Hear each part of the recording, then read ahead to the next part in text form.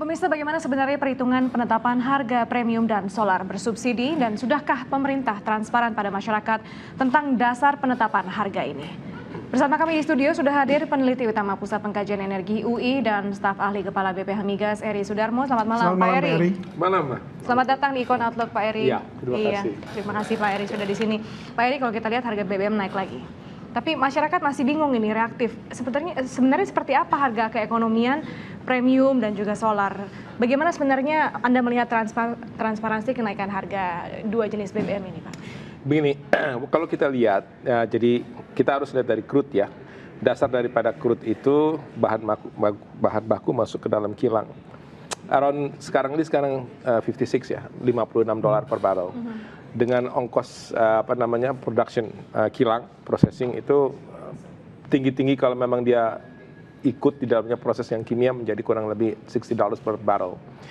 Tapi sekarang kita hitung ya sekitar itu udah paling tinggi ya. Kemudian dengan sekarang dengan harga BBM yang kita lihat pintu kita tuh lihat yang namanya non Pertamina, contohnya yang retailer yang non Pertamina. Kita lihat di sana ya 9.000 perak atau 9.100, roughly $110 per barrel. So the difference between $110 dengan sisa itu yang menjadi yang namanya bagian margin kilang plus segala macam expenses overhead daripada kilang. Jadi keluar ke sana karena kita sudah MOPS. MOPS itu sebenarnya bukan pasar. MOPS itu adalah pencatatan oleh McGraw-Hill di Singapura terhadap transaksi BBM yang terjadi setiap hari di Singapura. Ya. Mereka lipat itu dicatat sama McGraw-Hill, itu dijadikan sebagai reference buat pasar-pasar di sekeliling di Asia Tenggara termasuk Indonesia. Nah kalau sekarang kita lihat harga itu turun naik merefleksikan MOPS turun naik, itu memang bergerak turun naik itu memang berdasarkan either naik demand supply yang terjadi dan fundamentally itu MOPS itu bergerak di sana berdasarkan pasarnya ada pasar di Indonesia. Kemudian sisi yang lain, ini kan dari crude sampai dengan produk. Dari produk sampai ke masyarakat, itu ada yang namanya biaya distribusi dan margin daripada retailer masuk di sana. SBPU. Nah, ini yang menjadi satu masalah. Di Indonesia ini kan negara kepulauan. Kalau sekarang contohnya, kita pernah menghitung pada tahun 2009, itu data kita pakai. Jatuh di Puncak Jaya, itu biaya naik kapal terbang kita hitung lewat kesan itu hampir 7.500 sampai 8.000 rupiah per liter. Hanya untuk mengangkut dengan jumlah yang sangat kecil. Karena makin kecil jumlahnya, biaya kosnya juga makin tinggi yang di-charge ya. Kita hitung benar. Nah pada waktu itu masih sekitar produk itu harga sekitar masih 8.000 rupiah per liter tahun 2010 itu. Jadi 16.000. Jadi saudara-saudara kita yang di Puncak Jaya itu kalau beli 20.000 perak itu memang sesuai dengan memang sekian. Sementara yang paling murah itu ada di di dekat Balongan, itu di daerah Sukamandi semua itu. Di situ kurang lebih sekitar 340 rupiah per liter untuk biaya transportasinya. Nah, kalau kita katakan di sini MOPS ini sudah tidak bisa dimain-mainin lagi, katakan pemerintah berargumentasi bahwa ini oke lah, bahwa ini sudah pasar yang menentukan di dunia internasional market seperti itu. Tinggal kita memainkan bagaimana sih sebenarnya yang sisa distribusi sama biaya margin kan begitu kan? Nah, ini biaya distribusi dan margin ini memang harus spesifik, yang harus ditetapkan itu adalah alokasi daerahnya harus persis tahu dan harganya harus disesuaikan dengan berapa sih ongkos angkut ke sana. Kalau pada saat itu tidak sampai ke sana barangnya, ya kita nggak bayar. Kita hanya bayar kalau volume yang sudah teralokasi di sana disampaikan dan harga yang sudah ditetapkan biaya distribusinya sampai. Sehingga dengan itulah bisa kelihatan bahwa memang harga itu pemerintah mengatakan subsidi tidak usah terlalu banyak. Kalau tidak terkontrol semua semikian, katakanlah average sekarang 700 rupiah per liter. Seluruh nasional dikatakan rata-rata. Kalau sekarang untuk 20 juta kiloliter premium saja, misalnya dikalikan dengan 700, dibandingkan dengan kalau premium itu disebar dengan dengan range yang berbeda-beda, pasti akan terjadi penghematan. Pak, mungkin ini memang sudah ada hitung-hitungannya, tetapi masyarakat mungkin tidak terlalu paham dengan hitung-hitungan seperti itu. Cuman yang ingin diketahui oleh masyarakat adalah bagaimana sebenarnya pemerintah transparan gitu dalam memberikan hitung-hitungan ini. Rentangnya itu bagaimana dan kapan harus menaikkan, kapan menurunkan? Karena perusahaan pun atau pengusaha-pengusaha juga sempat bereaksi begitu. Kalau saya sih sebenarnya lihat ini aja, buat masyarakat itu waktu zaman saya pada waktu itu masih Direktur Pembinaan Usaha Hilir di Migas, saya berkeras meminta pada saat itu tolong seperti di luar negeri itu taruh namanya setiap badan usaha harga. Karena pada waktu itu kita sudah mengatakan karena ada Shell, ada waktu itu Petronas di sini, ada Total belakangan masuk, ya kan?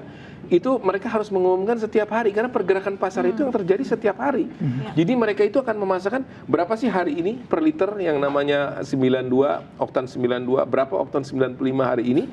Itu semua tiap hari terrefleksi pada setiap hari masyarakat bisa lihat. Kalau itu diterapkan di sini, apakah ini bisa sekarang, masyarakat kita bisa? Bukan. Kita sudah melihat setiap hari di tempat yang non Pertamina seperti itu. Dan itu pada waktu saya bilang itu udah sebenarnya pada waktu itu. Sekarang kalau misalnya kita lihat sekarang ke sana, berapa lihat refleksi perubahan pasar, kita lihat mereka aja, ya kan?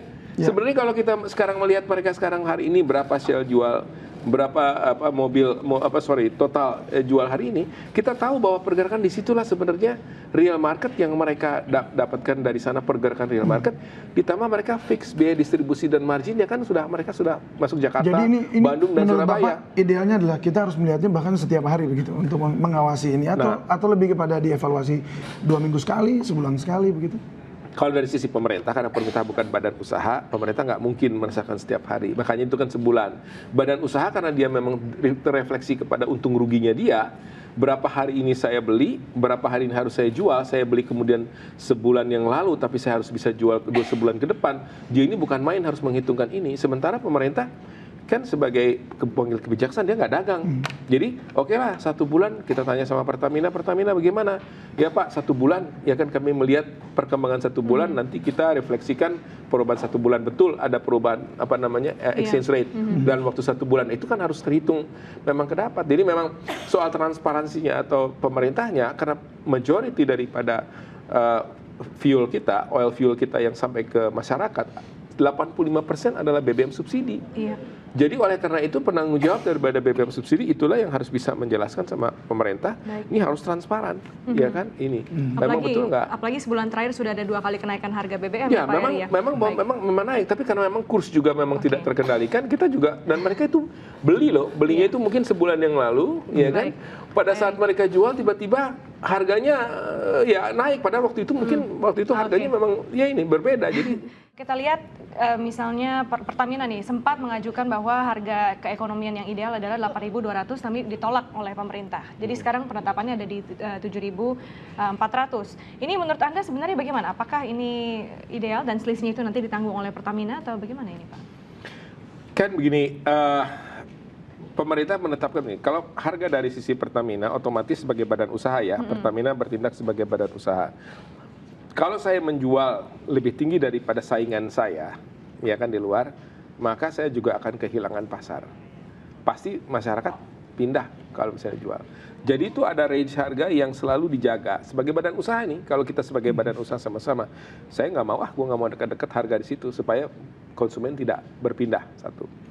Meanwhile kalau ini harga terlalu tinggi juga, pemerintah punya pikiran, ini masyarakat kan saya harus disubsidi. Kalau nggak disubsidi, yang menjadi masalah itu adalah bahwa harus diketahui, saya pernah ada 15 kabupaten yang kita buat hubungan antara konsumsi BBM dengan PDRB masing-masing dan sektor PDRB. Kan asumsinya transportasi kan? Yeah. You're right, kalau itu di Jawa Barat, Bekasi, Karawang Kabupaten, semua itu benar. Begitu kita ngelewat ke tanah datar, begitu ngelewat ke kabupaten yang lain, korelasinya bukan dengan transportasi, tapi kepada kegiatan sektor dalam PDRB, pertanian, pertambangan, itu nempel kebetulannya di sana. Nah kalau sekarang seumpamanya dengan tadi pertanyaan tadi kalau kita katakan bahwa pemerintah mengatakan naik sekian 8.000, yang kolaps itu bukan transportasi di sana. Ya maybe di Kerawang, maybe di Tangerang yang kolaps di sana, mungkin di Batam betul yang kendaraan. Tapi di beberapa daerah yang lain yang ekonominya berhubung kepada sektor berkan ini, itu rontok semua karena dia beli dari SBPU. Nggak ada kan dia punya outlet, dia beli di SBPU. Jadi artinya bahwa kita harus berhati-hati betul untuk menaikkan harga ini, dan itu pemerintah benar untuk menaikkan harga ini bukan saja dampaknya kepada masyarakat di Batam itu pekerja semua memakan modal. Tapi di daerah yang lain itu sektor ekonomi yang lain yang pakai. Nah untuk berhati-hati itu rencananya pemerintah akan merevisi lah atau melihat kembali ini bagaimana menaikkan harga atau rentang harganya sendiri dari BBM ini. Anda punya masukan nggak untuk pemerintah? Seperti apa harusnya? Saya lihat sekarang dulu ya, waktu saya masih menjabat sebagai Direktur Pembinaan Usaha Hilir, terus kemudian di Direktorat BBM. Cita-cita saya itu bahwa BBM bersubsidi, karena kita bicara 85%, BBM bersubsidi ini harus dialokasikan per kabupaten kota. Jadi masing-masing kabupaten kota itu punya alokasi sendiri. Kenapa? Waktu bupati sama wali kota ini merancang APBD, misalnya maksudnya bupati, ini Mbak Olive juga bupati, wali kota, bikin APBD. Saya ingin membuka hotel, kawasan wisata. Saya ingin membuka misalnya daerah pertanian, tangkap ikan, lepaskan. Artinya apa kan nyedot itu, nyedot BBM kan? Begitu nyedot BBM, nggak sampai kebutuhannya berapa. Sementara di ujung yang satu, kita di pemerintah dengan Komisi 7 berdebat mengenai berapa sih kuota yang alokasi subsidi BBM yang harus diberikan untuk nasional pada saat ini.